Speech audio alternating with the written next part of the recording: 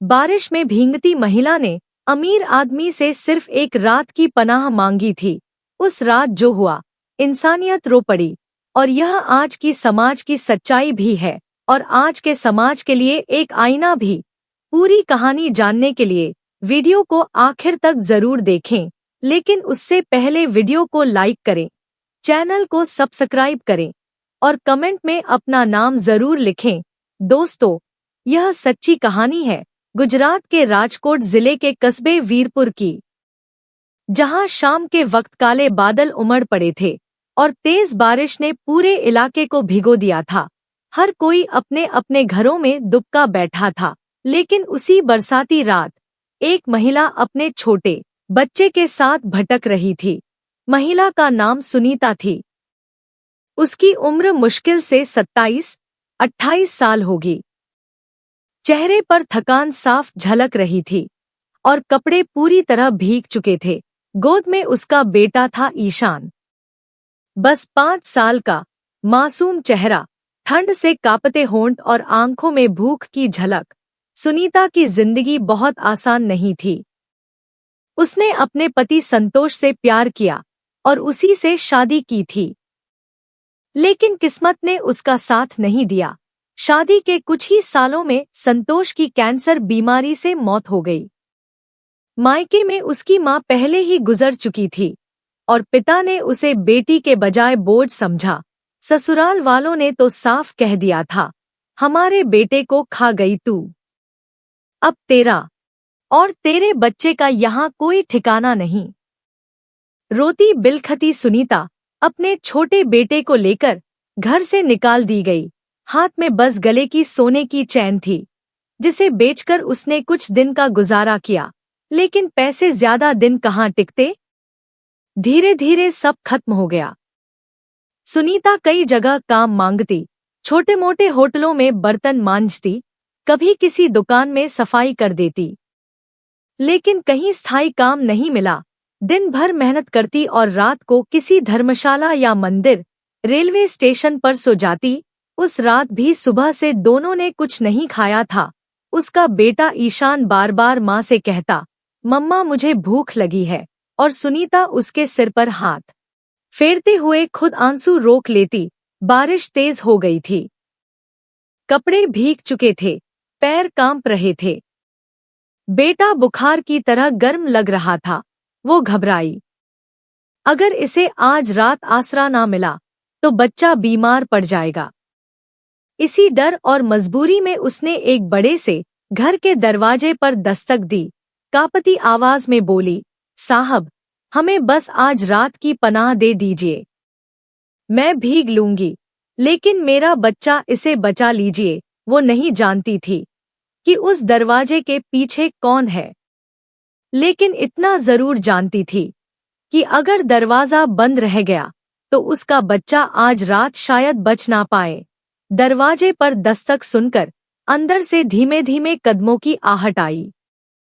कुछ ही पल में दरवाजा खुला और सामने खड़ा था एक लंबा चौड़ा इंसान, चेहरा गंभीर, आंखों में गहरी थकान, लेकिन स्वभाव में कठोरता नहीं थी।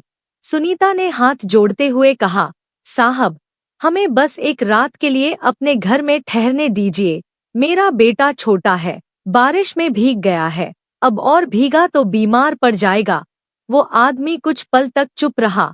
उसकी नजरें बच्चे पर ठहर गई। छोटा ईशान माँ की गोद में सिर टिकाए कांप रहा था। चेहरे पर मासूमियत थी और पेट भूख से गुड़गुड़ा रहा था। आदमी के चेहरे पर एक हल्की सी नमी आ गई। उसने दरवाजा पूरा खोलते हुए कहा, अंदर आ जाओ। भीग गए हो, ठंड लग जाएगी। सुनीता हिचकिचाई, लेकिन मजबूरी बड़ी थी। वह धीरे धीरे बच्चे को लेकर अंदर आ गई। घर बहुत बड़ा था, पर हर ओर वीरानी पसरी हुई थी, जैसे लंबे समय से उसमें कोई खुशियों की आहट न हुई हो। आदमी बोला, तुम लोग बैठो, मैं कुछ लेकर आता हूँ। वो रसोई की ओर चला गया। थोड़ी देर बाद लौटा तो उसके हाथ में एक थाली थी, 2 रोटियां और साथ में अचार। उसने थाली बच्चे के सामने रखते हुए कहा, खाना खा लो बेटा। ईशान पहले तो झिझका, फिर भूख से हार गया। उसने रोटी उठाई और जल्दी जल्दी खाने लगा। सुनीता की आंखें भर आई। उसने धीमी आवाज में कहा, साहब, कल से इसने कुछ नहीं खाया था। आपने हमारे बच्चे की जान बचा ली। वो आदमी बस खामोशी से खड़ा रहा। उसकी आंखों में जैसे अपने बीते हुए कल की परछाइयां तैर रही हो। उसने कहा, तुम लोग निश्चिंत होकर इस कमरे में सो जाओ। दरवाजा अंदर से बंद कर लेना। किसी को डरने की जरूरत नहीं। सुनीता ने सिर झुकाकर आभार जताया। वो अपने बच्चे के साथ कमरे में चली गई और अंदर से कुंडी लगा दी। उस रात हवेली की दीवारों में बहुत दिनों बाद एक नई हलचल हुई थी। बाहर बारिश अब भी बरस रही थी, लेकिन अंदर किसी के आंसू और किसी की करुणा मिलकर इंसानियत की एक नई कहानी लिख रहे थे। अगली सुबह जब सूरज की पहली किरण खिड़कियों से छनकर कमरे में दाखिल हुई, बारिश थम चुकी थी, पर भीगी जमीन की खुशबू अब भी पूरे आंगन में फैली थी। हवेली का सन्नाटा जैसे किसी ने हिला दिया हो। देवेंद्र रोज की तरह उठकर बाहर आया, लेकिन सामने का नजारा देखकर उसकी आंखें चौंधिया गई। वो हवेली जो महीनों से वीरान और धूल से भरी पड़ी थी, अचानक बदली बदली लग रही थी। आंगन में फैली पत्तियां समेटी जा चुकी थी। दरवाजे और खिड़कियों पर जमीन धूल पोंछी जा चुकी थी। बरामदे में रखा टूटा फूटा सामान एक और सलीके से रखा था। वह हैरानी से इधर-उधर देखने लगा। तभी उसकी नजर रसोई की ओर पड़ी। वहां सुनीता झुकी हुई थी और उसके हाथ बर्तन साफ करने में लगे थे। छोटा ईशान पास ही बैठा बर्तनों से खेल रहा था। देवेंद्र ने पास जाकर पूछा, तुम यह सब क्यों कर रही हो? सुनीता ने हाथ पोंछते हुए सिर झुकाकर जवाब दिया, साहब, बुरा मत मानिए। आपने हमें कल रात आसरा दिया, इसलिए सोचा कि बदले में मैं घर थोड़ा व्यवस्थित कर दूं। गंदगी कहीं भी अच्छी नहीं लगती। उसके इन शब्दों ने देवेंद्र के दिल में एक चोट कर दी। वही शब्द कभी उसकी पत्नी भी कहा करती थी, गंदगी कहीं भी अच्छी नहीं लगती। अचानक बीती हुई यादें उसकी आंखों के सामने तैर गई। वह कुछ पल तक चुप रहा, फिर धीमे स्वर में बोला, लेकिन तुम्हें इसकी जरूरत नहीं थी। सुनीता हल्की मुस्कान के साथ बोली, जरूरत नहीं थी, पर दिल ने चाहा कि कुछ कर दूं। कल रात आपने मेरे बच्चे को खाना खिलाकर भूख से बचाया। उसके बदले में मैं यही कर सकती थी। उसकी सादगी और विनम्रता ने देवेंद्र को भीतर तक छू लिया। वह सोच में पड़ गया कि आखिर यह महिला कौन है, किस हाल में यहां तक आ पहुंची है। थोड़ी देर बाद सुनीता ने बर्तन सलीके से रख दिए और बच्चे को पास बुलाकर उसकी गोदी में बैठा लिया। फिर वह धीरे धीरे बोली, साहब, अब हम आपको और परेशान नहीं करेंगे। आपने जितनी मदद करनी थी कर दी। अब हमें आगे बढ़ना होगा। देवेंद्र के भीतर अचानक बेचैनी उठी। उसने सोचा, अगर यह लोग चले गए तो फिर से वही वीरानी लौट आएगी। उसके मन में कई सवाल उठे। उसने हिम्मत जुटाकर कहा, जाने से पहले अगर बुरा ना मानो तो एक बात पूछ सकता हूं? तुम कौन हो और इस हालत में यहां तक कैसे पहुंची? यह सुनते ही सुनीता के चेहरे की मुस्कान गायब हो गई। उसकी आंखों में नमी भर आई, होठ कांपने लगे। कुछ पल तक वह चुप रही, फिर बच्चे को सीने से लगाकर फूट फूट कर रो पड़ी। देवेंद्र घबराया। देखो, अगर तुम्हें बुरा लगा हो तो जवाब मत दो। कोई बात नहीं, मैं तुम्हें रोकूंगा नहीं। लेकिन सुनीता ने अपने आंसू पोंछते हुए कहा, नहीं साहब, आपने हमारा इतना भला किया है। आप सच जानने के हकदार हैं। फिर उसने धीरे धीरे अपनी कहानी सुनानी शुरू की। मेरा नाम सुनीता है। कुछ साल पहले मैंने संतोष नाम के लड़के से शादी की थी। हम दोनों एक दूसरे से बहुत प्यार करते थे, लेकिन शादी के 3 ही साल बाद कैंसर बीमारी ने संतोष को मुझसे छीन लिया। उस दिन के बाद से मेरी जिंदगी जैसे खत्म हो गई। मायका पहले ही टूट चुका था, मां नहीं रही। पिता ने मुझे बोझ समझकर दरवाजा बंद कर दिया और ससुराल वालों ने साफ कह दिया, हमारे बेटे के मरने की वजह तू ही है। सुनीता की आवाज भर आ गई। आंखों से आंसू टपकते रहे। मुझे और मेरे बेटे को घर से निकाल दिया। मैंने हाथ जोड़े गिड़गिड़ाई, कहा बच्चा तो तुम्हारे बेटे का है, उसे मत निकालो। लेकिन उन्होंने एक ना सुनी। उस दिन से मैं और मेरा बेटा सड़कों पर भटक रहे हैं। छोटे छोटे काम करके गुजारा करती हूं, लेकिन ठिकाना कहीं नहीं मिलता। कल पूरे दिन हमने कुछ नहीं खाया था।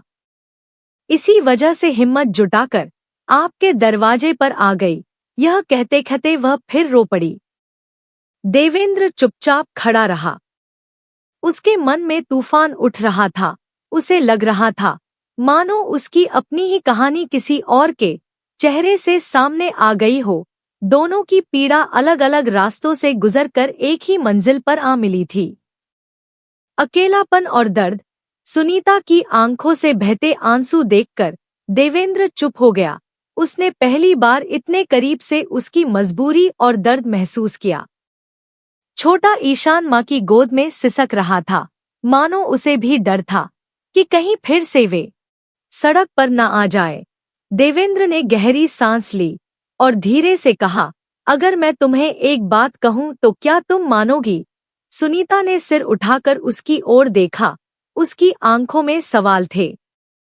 देवेंद्र बोला, तुम और तुम्हारा बेटा इस घर में रह सकते हो, मैं पैसे नहीं दे पाऊंगा। लेकिन अगर तुम चाहो तो घर के कामकाज संभाल सकती हो। बदले में तुम्हें और तुम्हारे बच्चे को छत और भोजन मिलेगा। सुनीता कुछ पल के लिए चुप रही। उसके चेहरे पर संकोच और हिचक दोनों साफ दिखाई दे रहे थे।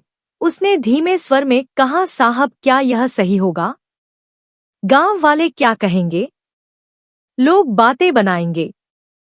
देवेंद्र ने दृढ़ आवाज में कहा, लोग तो हर हाल में बातें बनाते हैं, लेकिन सच यह है कि अगर मैं तुम्हें इस हालत में छोड़ दूं तो इंसानियत मर जाएगी। तुम्हें और तुम्हारे बेटे को पनाह चाहिए, और इस खाली घर को भी जीवन की जरूरत है। अगर तुम्हें ठीक लगे तो यहीं रहो। सुनीता की आंखों से आंसू फिर छलक पड़े। उसने हाथ जोड़कर कहा, आपने हमें जिंदा रहने का सहारा दिया है। मेरे लिए इससे बड़ी नेमत कुछ नहीं। मैं हर काम करूंगी, बस मेरे बच्चे को आसरा मिल जाए। उस दिन से सुनीता वहीं रुक गई। वो सुबह सुबह घर की सफाई करती, रसोई संभालती और छोटे छोटे काम पूरे सलीके से करने लगी। ईशान भी धीरे धीरे देवेंद्र से घुल मिल गया। देवेंद्र जो लंबे समय से अकेलेपन में डूबा था, अब घर लौटते ही उसे छोटे छोटे कदम दौड़ते हुए मिलते। बरामदे में बैठकर सुनीता की हंसी गूंजती।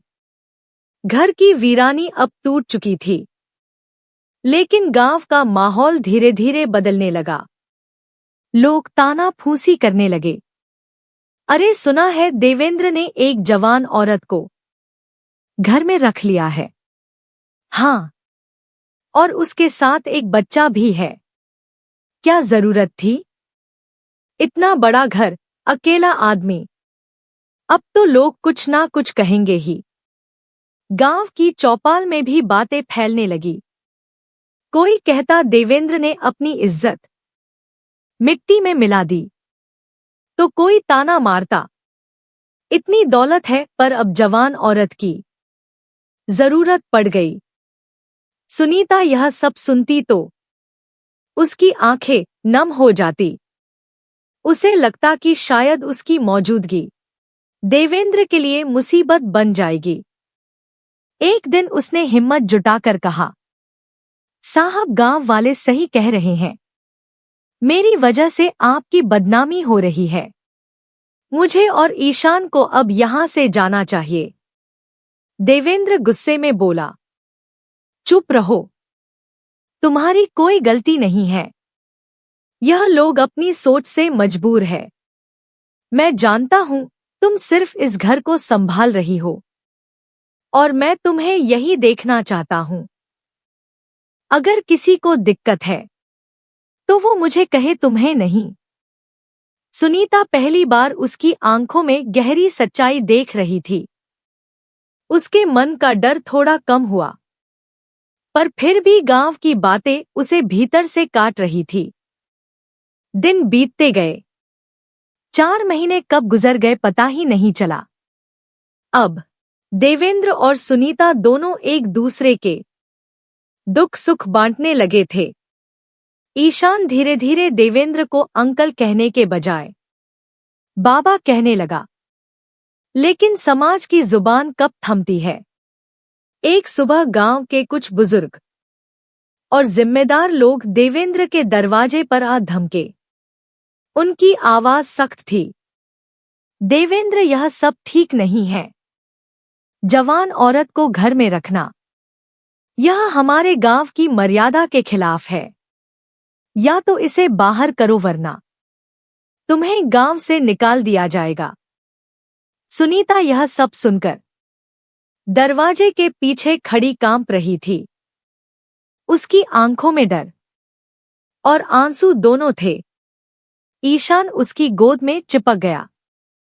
देवेंद्र कुछ पल चुप रहा, फिर अचानक वह अंदर गया और पूजा घर से सिंदूर की डिब्बी उठा लाया। सबके सामने आकर उसने सुनीता की मांग में सिंदूर भर दिया। पूरे गांव पर जैसे सन्नाटा छा गया। अब यह मेरी पत्नी है, देवेंद्र ने ऊंची आवाज में कहा। किसी को अगर ऐतराज है तो सामने आकर कहे। गांव वाले हक्का बक्का रह गए। कोई जवाब ना दे सका। सब दबे पांव लौट गए। सुनीता स्तब्ध खड़ी थी। उसके आंसू बह रहे थे। इस बार दुख के नहीं बल्कि हैरानी और कृतज्ञता के। और अब उसके माथे पर सिंदूर की लाल रेखा भी चमक रही थी। उसने कभी सोचा भी नहीं था कि देवेंद्र ऐसा कदम उठाएगा। गांव वाले जाते जाते बुदबुदा रहे थे, लेकिन कोई भी सामने आकर कुछ कहने की हिम्मत नहीं कर पा रहा था। बरामदे में खड़े देवेंद्र ने गहरी सांस ली और सुनीता की ओर देखा। उसकी आंखों में दृढ़ता थी, पर चेहरे पर हल्की थकान झलक रही थी। देखो सुनीता, अगर तुम्हें बुरा लगा हो तो माफ करना, लेकिन इन लोगों की बातें मुझे सहन नहीं हुई। अब कोई कुछ नहीं कह पाएगा। सुनीता की आंखें आंसुओं से भर आई। वो कांपते स्वर में बोली, साहब, आपने यह सब क्यों किया? मैं तो बस आपके घर का काम करती थी। आपके सहारे मुझे और मेरे बेटे को आसरा मिला था, लेकिन अब आपने मुझे पत्नी का दर्जा दे दिया। क्या यह सही है? देवेंद्र ने उसकी ओर देखकर शांत स्वर में कहा। सुनीता, यह घर कई सालों से सुना था। तुम्हारे और ईशान के आने से इसने फिर से जीना सीखा है। सच कहूं तो तुम्हारी सादगी, तुम्हारी मेहनत और तुम्हारे बेटे की मासूम हंसी ने मुझे जिंदगी से जोड़े रखा। शायद यही किस्मत थी कि हम एक दूसरे के दर्द में सहारा बने। और मैं चाहता हूं कि तुम सिर्फ घर की देखभाल करने वाली नहीं, बल्कि मेरी जीवन संगिनी बनो। सुनीता ने सिर झुका लिया। उसके होठ कांप रहे थे, लेकिन दिल की गहराई में उसे महसूस हुआ कि देवेंद्र के शब्द सिर्फ दिखावा नहीं बल्कि सच्चाई है। धीरे धीरे दिन बीतने लगे। अब गांव वाले भी चुप हो गए जब उन्होंने देखा कि देवेंद्र और सुनीता एक दूसरे का सम्मान कर रहे हैं और घर में किसी तरह की गलत बात नहीं है, तो उनकी जुबान खुद ब खुद थम गई। लोग कहने लगे, शायद यही अच्छा हुआ, वरना वह महिला और उसका बच्चा बर्बाद हो जाते। ईशान भी अब देवेंद्र को पिता मानने लगा था। वो खेतों पर उसके साथ जाता, उसके कंधों पर बैठकर हंसता, और जब कभी देवेंद्र थक कर लौटता तो उसके गले लगकर कहता, पापा आप सबसे अच्छे हो। सुनीता यह सब देखकर भीतर से भर उठती। उसे लगता शायद यही वह परिवार है जिसकी तलाश मुझे बरसों से थी। एक दिन शाम को आंगन में बैठते हुए सुनीता ने धीमे स्वर में कहा, देवेंद्र जी पता नहीं कैसे मुझे आपसे लगाव हो गया है। आपके बिना अब जिंदगी की कल्पना भी नहीं कर सकती। देवेंद्र मुस्कुरा पड़ा। उसने उसकी ओर देखकर कहा, मैं भी यही महसूस करता हूं। जब तुम्हें पहली बार दरवाजे पर भीगा हुआ खड़ा देखा था तब सोचा भी नहीं था कि यह रिश्ता इतना गहरा हो जाएगा, लेकिन अब लगता है कि ऊपर वाले ने तुम्हें और ईशान को मेरी अधूरी जिंदगी पूरी करने के लिए भेजा है। इसके बाद दोनों ने मंदिर जाकर विधिवत विवाह कर लिया। गांव के लोग भी उस दिन शादी में शामिल हुए। हर किसी की आंखों में एक सवाल था, क्या वाकई इंसानियत रिश्तों से बड़ी हो सकती है? लेकिन जब उन्होंने सुनीता के चेहरे पर संतोष और ईशान के चेहरे पर पिता का साया देखा तो सबने स्वीकार कर लिया कि यही सही था। समय बीतता गया। ईशान बड़ा होकर स्कूल जाने लगा। घर में अब रौनक थी। हवेली जो कभी वीरान थी अब हंसी और खुशियों से हरदम गूंजती थी। दोस्तों, जिंदगी में दौलत शान शौकत सब बेकार है अगर उसमें इंसानियत ना हो। समाज की बातें कभी खत्म नहीं होती, लेकिन अगर दिल साफ हो और नियत सच्ची तो वही रिश्ते सबसे गहरे और सबसे खूबसूरत बन जाते हैं। लेकिन क्या आपको लगता है कि उस लड़के ने जो कदम उठाया और सबके सामने उस महिला की मांग में सिंदूर भर दिया, वो सही था या गलत? अपनी राय जरूर कमेंट में बताइए। और अगर यह कहानी आपके दिल को छू गई हो तो वीडियो को लाइक कीजिए, शेयर कीजिए और चैनल को सब्सक्राइब जरूर कीजिए। धन्यवाद।